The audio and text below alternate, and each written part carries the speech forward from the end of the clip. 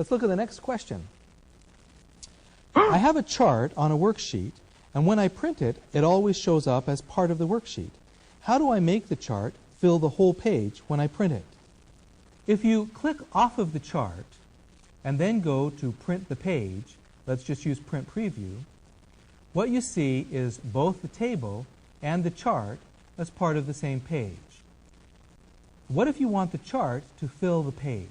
There's really two different ways to do that. First, let's close print preview. One way to do it is to pre-select the chart. If the chart is selected when you do the print, then the chart fills the page.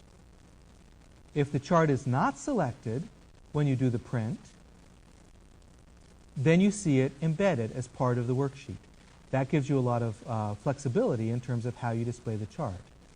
If you have a large number of charts and you want to print them all without having to individually select each chart, there's another way to make the chart fill the whole page. Select the chart, and then from the chart menu, choose location, which was the last step of the chart wizard. Then choose to place the chart on a sheet of its own, where it gets its own separate tab.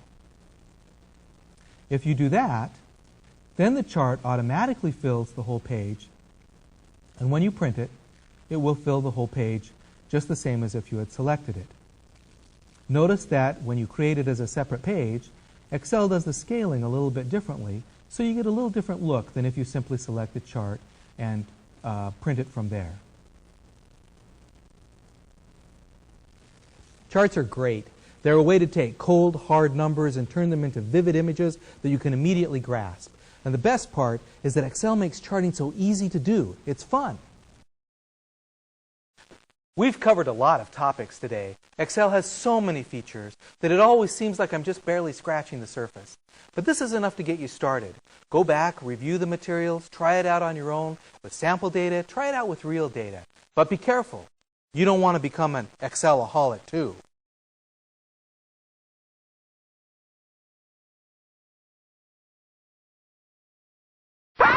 Boogeyman!